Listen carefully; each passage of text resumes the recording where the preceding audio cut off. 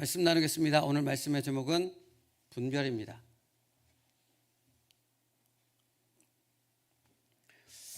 이 말씀을 전하기 위해서였을까요?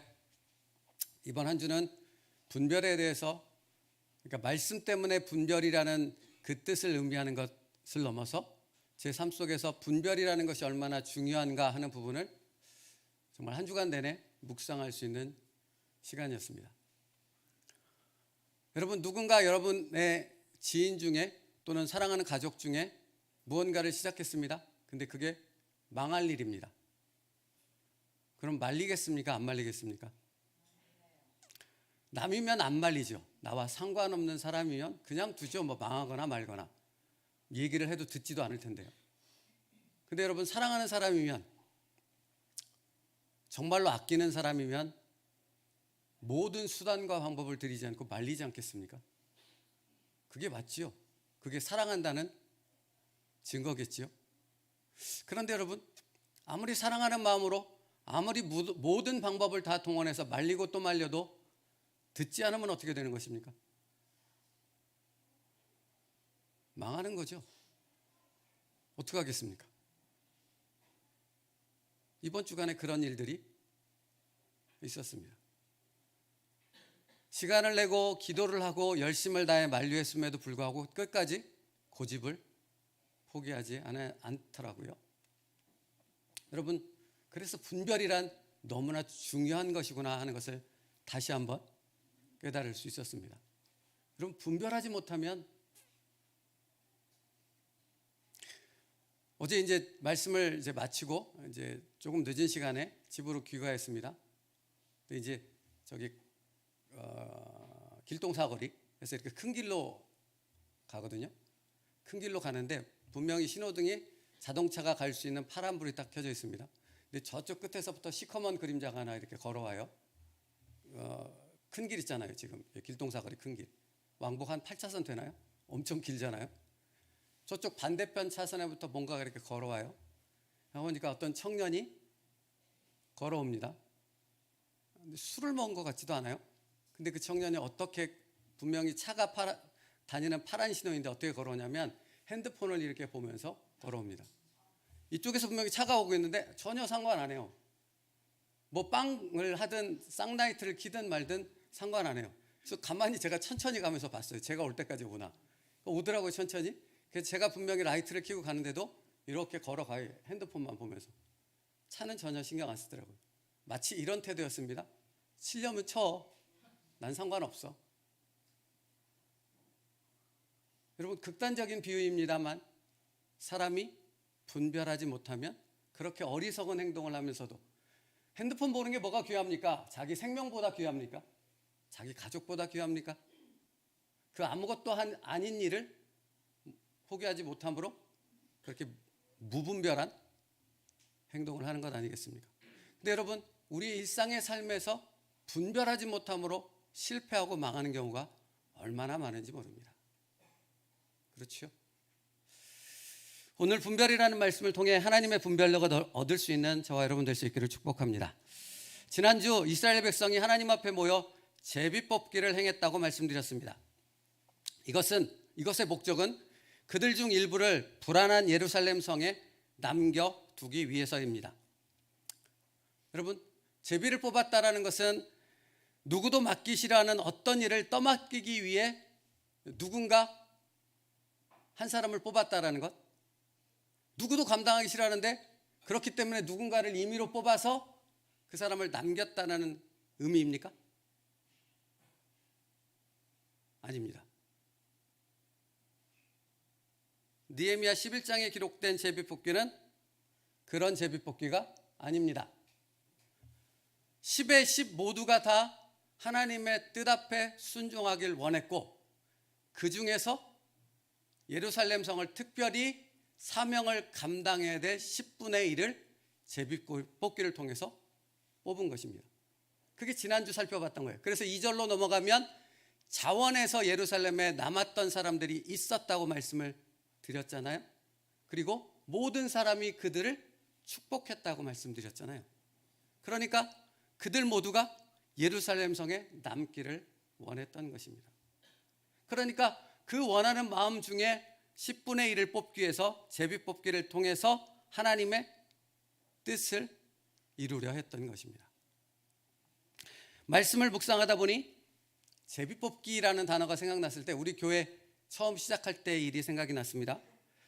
하나님의 뜻을 따르기 위해 교회 초창기부터 하나님의 뜻을 이룰 수 있는 방법이 무엇인가 라는 생각 속에 있었는데, 교회를 시작할 때 교회 이름을 결정짓게 되어졌어요. 그래서 어떻게 결정지을까 하다가 제비 뽑기로 결정하기로 했습니다. 그때 그래서 함께했던 집사님 두 분과 저희 부부가 이렇게 모여가지고 각자 생각하는 이름을 적어냈지요. 그래서 이렇게 이렇게 종이에다 적어서 이렇게 딱 놓고 제가 이렇게 뽑았습니다. 그래서 생기게 된 게 세움누리교회입니다.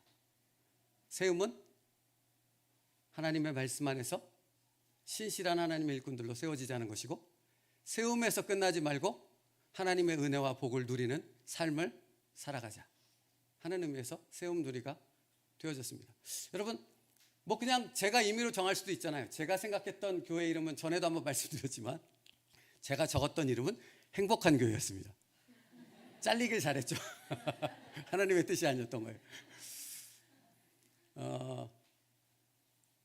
그래도 심각하게 고민했습니다. 그거 적으려고.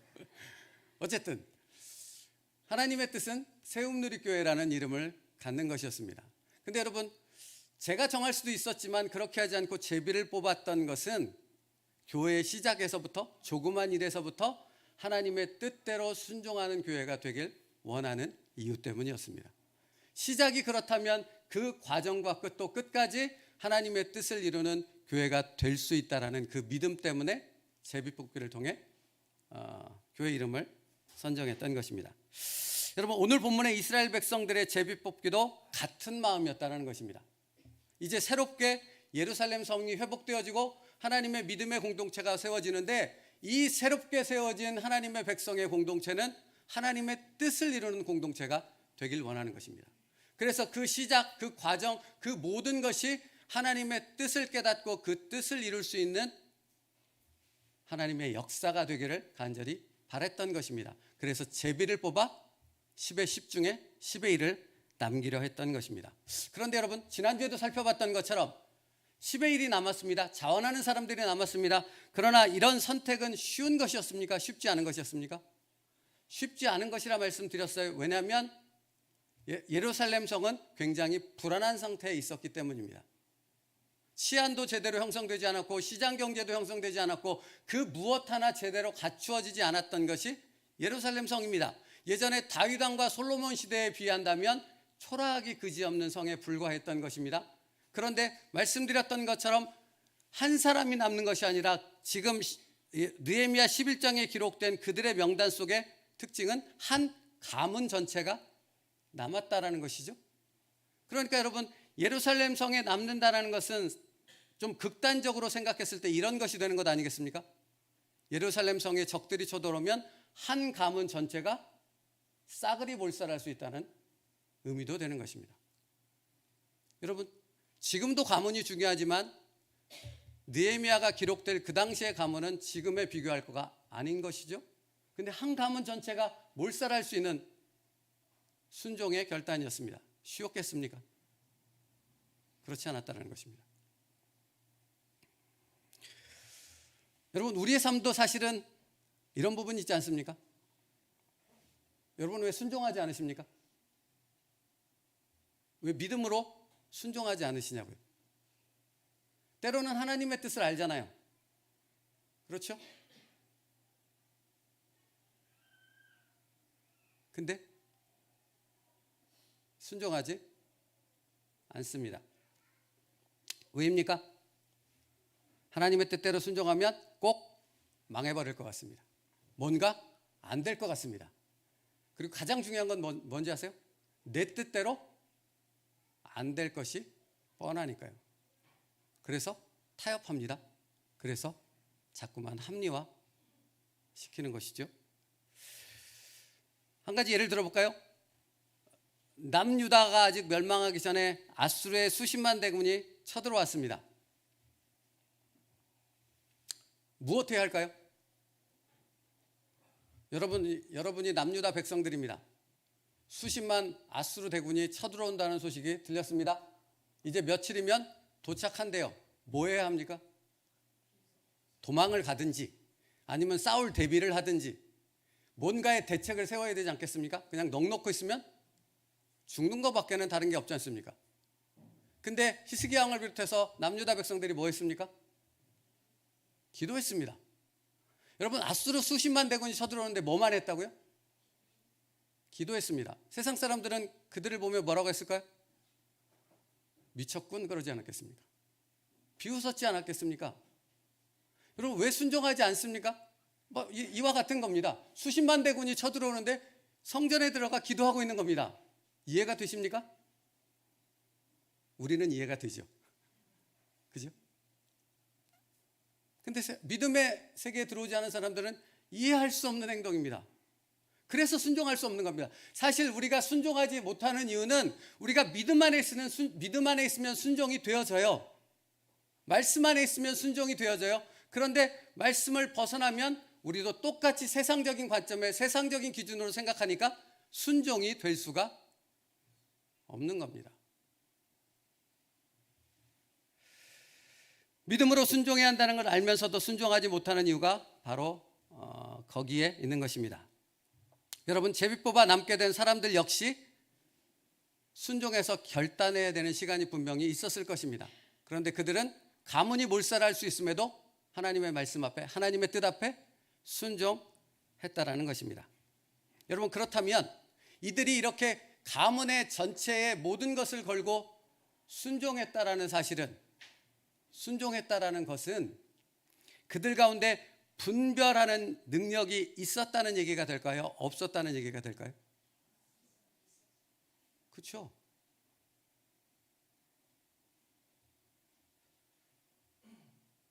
분별의 능력이 있었다는 것입니다. 이게 이해를 돕기 위해서 또 같은 예를 드려요. 제가 교회를 시작할 때 제가 전에 섬기던 교회 목사님이 내가 세워줄게 그랬어요. 내가 상가를 얻어주고 내가 뭔가 번듯하게 뭔가, 그분 표현이 딱 그랬어요. 번듯하게 교회를 시작할 수 있도록 해줄게 라고 제시하셨어요. 제가 아니라 그랬어요. 그냥 집에서 하겠습니다 그랬더니 그분이 웃으시더라고요. 이해할 수 없다라는 거죠. 여러분, 근데 제가 그런 좋은 조건이 있었음에도 불구하고 집에서 시작할 수 있었던 것은 제게 뭐가 있었던 거예요? 분별력이 있었던 거예요. 하나님의 뜻이 무엇인가 하는 그 분별을 갖고 있었던 것이죠. 제비뽑아 10분의 1 가문의 모든 것을 걸고 남기로 결정한 그들, 자원에서 남은 그들은 무엇이 있었습니까? 분별력이 있었던 것입니다. 하나님의 뜻이 무엇인가를 알았다라는 것이에요. 이것은 굉장히 중요한 것입니다. 자, 그러면 이제부터가 중요합니다. 어떻게 그들은 자신들의 생명을 걸고 하나님의 뜻을 분별함으로 남겠다는 결정을 하는 그런 놀라운 분별력을 가질 수 있었던 것일까요? 하는 질문입니다. 여러분, 분별력은 첫째, 하나님과의 친밀함 속에서 나옵니다. 분별력은 그냥 생기지 않아요.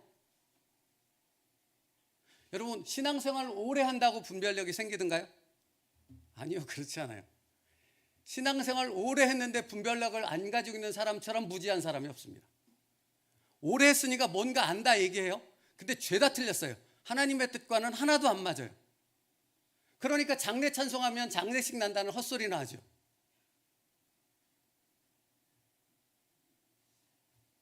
사랑하는 성도 여러분, 분별력은 그냥 생기지 않아요. 뭐를 통해 생긴다고요? 하나님과의 친밀함을 통해서 생기는 것입니다. 그러니까 하나님과 얼마나 더 가까워지느냐가 내게 분별력이 얼마나 강력한가 하는 부분을 느낄 수 있다는 것입니다. 바리새인을 보십시오. 성경을 안다고 했지만 그들은 뭘 몰랐습니까? 성경 안에 담긴 하나님의 뜻을 알지 못했습니다. 그들은 분별력이 없었죠. 그래서 메시아이신 예수 그리스도조차도 분별할 수 없는 어리석은 사람들이 되어졌던 것입니다. 그렇다면 여러분, 분별력은 하나님의 친밀함 속에서 나온다 했습니다. 그렇다면 친밀함이라는 것은 무엇일까요?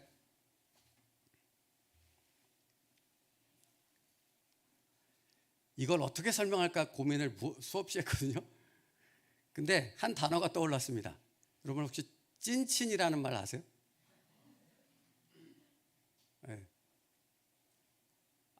아까 적었는데 찐친의 반대가 어정쩡한 친구인가? 뭐 그런 또 단축말이 있던데 하여튼 찐친이라는 말 아시죠? 진짜 친구란 얘기잖아요. 근데 그 진짜 친구, 찐친에 대한 특징을 9가지로 정리하는 인터넷 글이 있더라고요. 근데 그 중에 몇 가지가 되게 공감이 갔어요. 자, 첫 번째, 내가 어떤 모습이더라도 믿어주는 친구입니다. 그게 찐친이래요. 나를 깎아내리지 않고 뭐든지 응원해주는 친구가 찐친이랍니다. 내 이야기를 듣고 진심으로 공감해주는 친구, 나 대신 화내고 울어줄 수 있는 친구, 언제 연락해도 어색하지 않은 친구, 내가 온전히 나일 수 있는 친구가 찐친입니다. 의미들이 있지 않습니까? 여러분, 제가 왜 이걸 말씀드렸겠습니까? 하나님과 우리는 찐친이 되어야 돼요. 그게 친밀함이에요. 여러분, 그때 하나님의 뜻을 분별할 수 있다니까요. 그렇지 않으면 하나님의 뜻을 몰라요. 목사 타이틀 갖고 있다고 하나님의 뜻을 알 것 같습니까? 엘리 제사장을 기억하십니까? 그는 하나님의 뜻을 전혀 알지 못했어요. 오직 했으면 나이 어린 사무엘에게 하나님이 하나님의 뜻을 말씀하셨겠습니까? 직분이 하나님의 뜻을 알게 하지 않는다니까요. 뭐가 필요한 것입니까? 하나님과 정말로 친해져야 합니다. 그럼 여러분 묻고 싶습니다. 이 시간은 어떻게 하면 하나님과 친해질 수 있습니까? 아시죠, 여러분? 제가 말씀드리지 않아도 여러분 아시죠? 하나님과 친해질 수 있는 방법, 그건 말씀을 가까이 하는 겁니다. 기도의 자리로 나오는 것입니다. 끊임없이 하나님께 가까이 더 가까이 나가는 겁니다.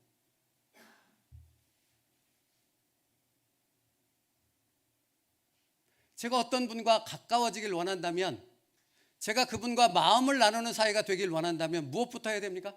가까이 나가가는 것부터 해야 됩니다.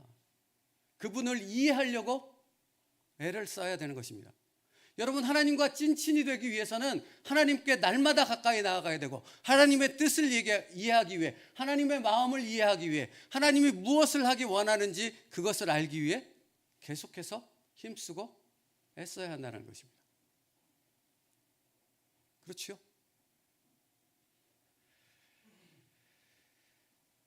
하나님을 이해하고 더 깊이 생각해야 한다는 것입니다. 말씀을 묵상하고 그 말씀을 순종하는 삶을 통해 하나님과의 관계가 더 깊어질 수 있게 해야 한다는 것입니다. 자, 그러기 위해서는 하나님께서도 우리를 위해 노력하시겠죠. 우리도 하나님을 위해 노력해야 되겠죠. 이게 찐친 아니겠습니까? 그렇죠? 그러면 에스라 느헤미야서를 통해서 우리가 살펴봤다는 것처럼 하나님께서는 이스라엘 백성들을 위해 어떻게 노력하셨습니까? 에스라 1장 1절 역대하 마지막 장 예레미야에게 하신 말씀을 고레스 왕을 통해 선포하심을 통해 하나님께서 그들을 향해 행하시는 하나님의 뜻을 밝혀주셨죠. 그렇게 그 일을 시작하셨습니다. 그리고 나서 하나님께서는 1차, 2차, 3차에 걸쳐서 하나님의 일을 하나하나 이루신 것 아닙니까? 그렇죠? 그렇게 하나님의 일을 이루신 목적, 이스라엘 백성에게 그 하나님의 역사를 보여주신 목적이 무엇입니까? 내가 너를 기억한다라는 것입니다. 내가 너를 기억한다라는 것입니다. 내가 너를 안다라는 것입니다. 이 세상 그 모든 사람이 너를 잊었을지라도 나는 너를 안다라는 것입니다. 에스라 느헤미야서를 통해 밝히신 하나님의 그 모든 역사가 바로 이스라엘 백성들을 향한 그런 하나님의 뜻을 그들에게 알게 하신 것입니다. 그러므로 여러분, 때가 참에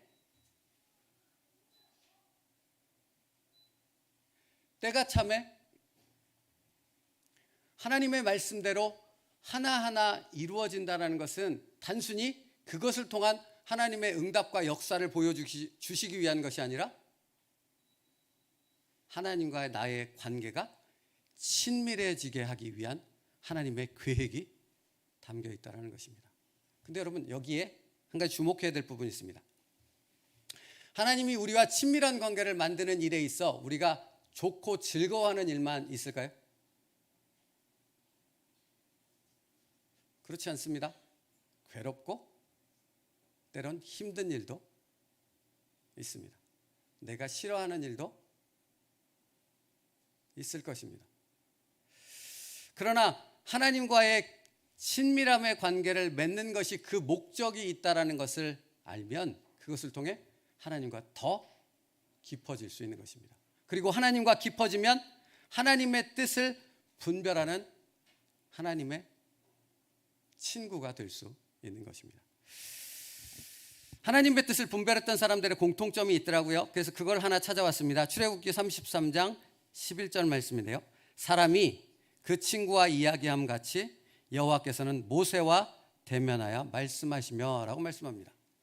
하나님은 모세를 향해 친구라고 말씀하시지요. 하나님께서 모세를 친구처럼 생각했다라는 것입니다. 그것이 무슨 의미입니까? 하나님이 하나님의 생각을, 하나님의 뜻을 그에게 알리셨고 모세와 서로 그 생각을 나눌 수 있는 관계가 되어졌다 하는 것이지요. 근데 여러분, 아까도 말씀드렸듯이 이 관계는 그냥 이루어진 것이 아니라는 것입니다. 그 처음 시작이 어디에서부터 시작됐습니까? 출애굽기 3장 호렙산 타지 않는 떨기나무에서부터 시작이 됐습니다. 목동으로 있던 모세를, 80세가 된 모세를 하나님이 떨기나무 아래서 부르지 않으셨겠습니까?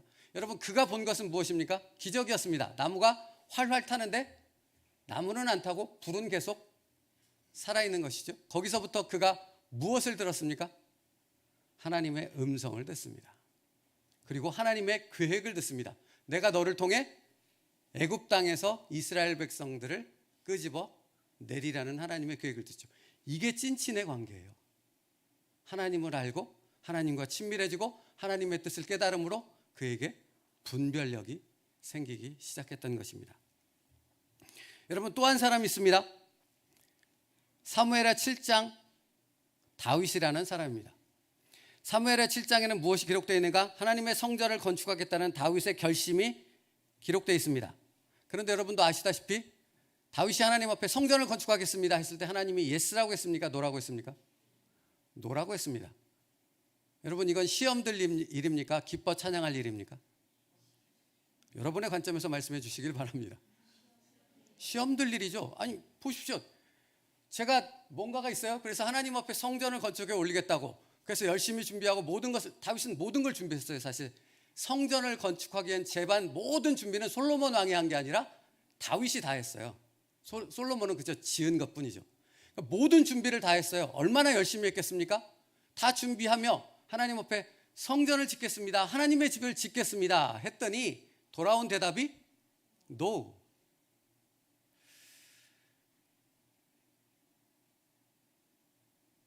여러분, 근데 아십니까? 이것을 통해 다윗은 하나님과 더 가까워졌습니다. 사무엘하 7장 20절 말씀 띄워줘 보실래요? 우리 같이 읽겠습니다. 시작. 주 여호와는 주의 종을 아시오니 다윗이 다시 주께 무슨 말씀을 하오리까? 여러분, 이게 노라는 대답을 듣고 난 후에 다윗이 하나님 앞에 고백한 거예요. 뭐라고 다윗이 고백해요? 주 여호와는 주의 종을 아시오니. 다윗이 다시 주께 무슨 말씀을 더 할 필요가 있겠습니까? 하나님 뭐라고 대답하셨는데? No 라고 하셨는데, 여러분, 그러니까 여러분에게 하나님이 no라고 대답하실 때가 은혜인 줄로 믿습니다.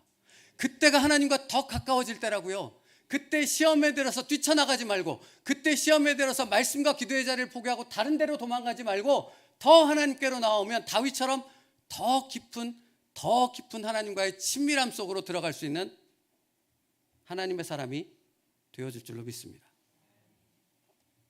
다윗은 그랬습니다.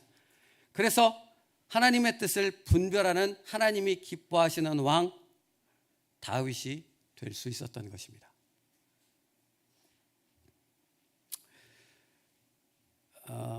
여러분, 성경에는 사람이 원하는 대로 하나님께서 행하신다라는 구절은 없습니다. 사람이 원하는 대로 하나님께서 행하신다, 행해 주신다라는 구절은 없다고요. 그러나 이런 구절은 많습니다.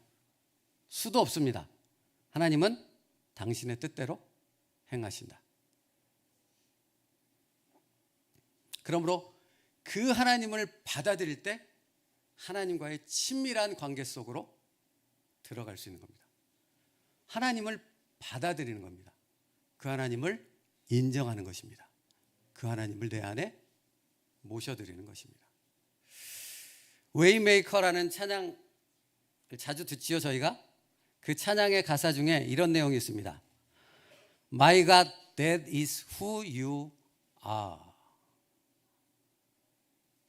나의 하나님, 당신은 그런 분이십니다. 여러분, 이게 하나님과 친밀함을 맺을 수 있는 방법이라고요. 하나님을 그대로 받아들이는 겁니다. 나를 인도하시는 그 하나님의 뜻을 받아들이는 것입니다. 다윗처럼 때로는 그것이 노가 되어질지라도 그 하나님을 받아들일 때 나는 하나님과 친밀한 관계 속으로 들어가게 되어지고 하나님의 뜻을 아는 분별의 능력을 가진 사람이 될 수 있는 것입니다. 모세도 그랬고 다윗도 그랬던 것입니다. 여러분, 포로에서 돌아온 이스라엘 백성 역시 하나님과의 친밀한 관계 속에서 분별력을 가졌기에 가문 전체의 목숨을 걸고 하나님의 뜻 앞에 순종했던 것입니다. 그들이 그럴 수 있었던 것은 에스라서와 느헤미야서에 기록된 그 모든 하나님의 역사를 그대로 받아들였기 때문에 그런 것입니다.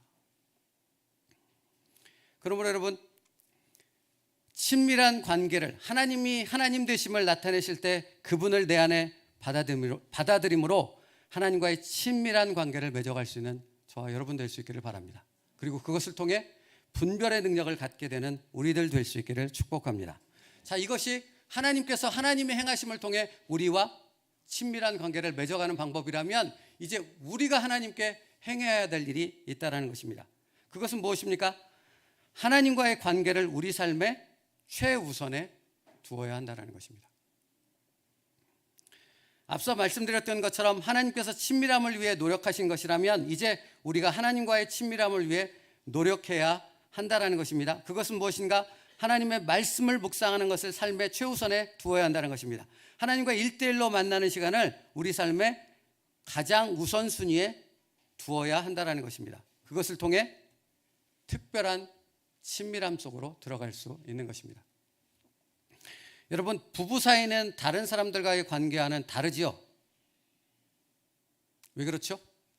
둘만의 친밀함이 있기 때문에 그런 것입니다. 그래서 부부는 상대의 몸짓 하나, 표정 하나만으로도 배우자의 생각과 뜻을 알 수 있습니다. 여러분의 표정에서도 알 수 있듯이 물론 다 그런 것은 아닙니다.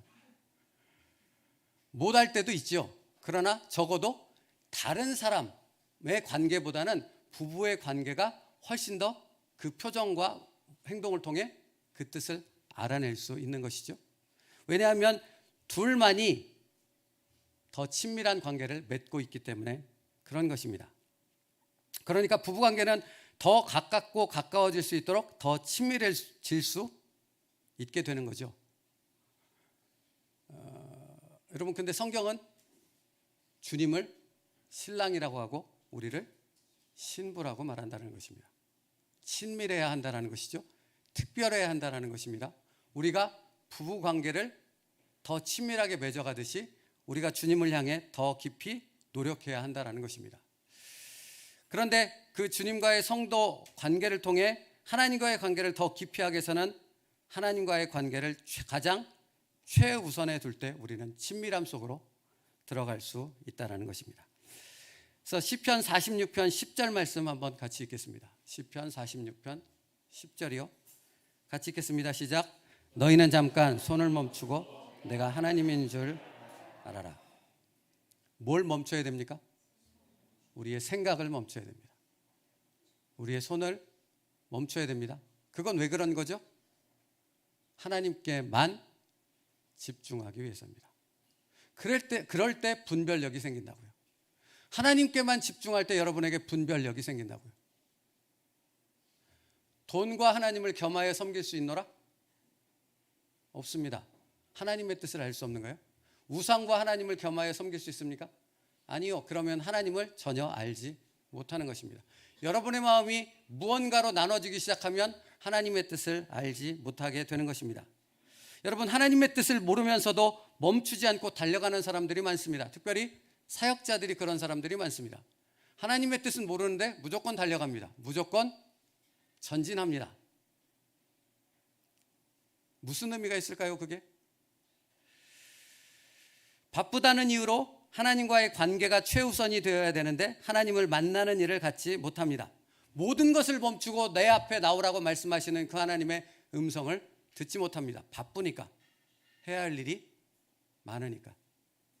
근데 중요한 것은 하나님의 뜻을 알지 못한다는 것입니다. 여러분, 하나님과의 깊은 인격적 만남보다 더 중요한 것은 없습니다. 그것 없이 분별력을 가질 수 있는 사람은 없습니다. 그러니까 모든 것을 멈추고 하나님께 집중할 때 우리는 하나님의 분별력을 소유할 수 있게 되어지는 것입니다. 마태복음 11장 28절이요. 수고하고 무거운 짐진 자들아 다 내게로 오라 내가 너희를 쉬게 하리라 말씀합니다. 이 말씀의 의미는 너희가 지고 있는 세상의 모든 짐들을 내려놓고 나와 1대1로 만남을 갖는 그 귀한 시간이 가장 우선이라고 말씀하시는 것입니다.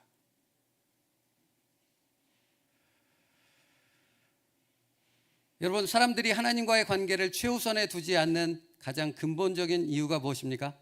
내일 일에 대한 염려와 세상에 대한 걱정 때문입니다. 자기 삶에 대한 염려 때문에 하나님과의 관계가 최우선이 되지 못할 때 우리는 분별력을 놓치는 사람이 됩니다. 이번 주 새벽에 마태복음 6장의 말씀을 주셔서 계속 묵상할 수 있었는데, 그러므로 우리가 하나님이 주신 분별력을 가지고 살아가기에 우리가 기억해야 될 말씀이 한 가지 있습니다. 마태복음 6장 8절 말씀, 마태복음 6장 32절 말씀입니다. 같이 읽을까요? 시작. 그러므로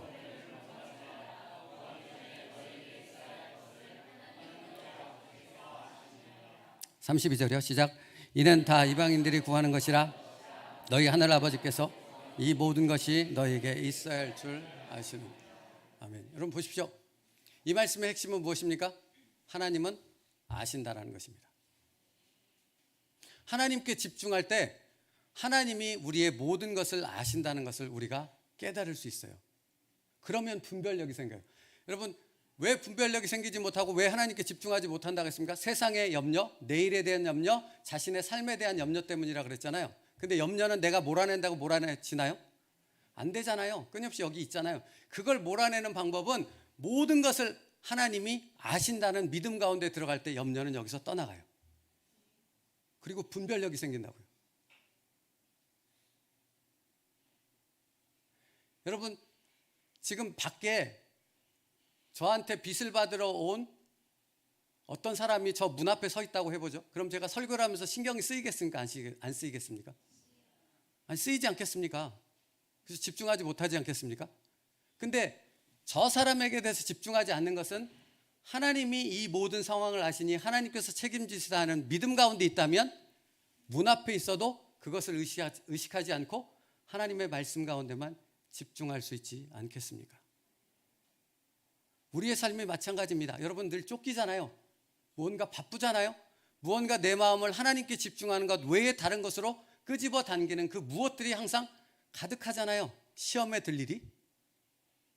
여러분, 그러나 그 모든 것들을 잊을 수 있는 것은 너희 하늘 아버지께서 이 모든 것이 너희에게 있어야 할 줄을 아시느니라 하는 말씀을 믿을 때입니다. 그 하나님이 나의 하나님인 줄 믿습니다. 여러분을 이 자리에 부르신 하나님인 줄 믿습니다.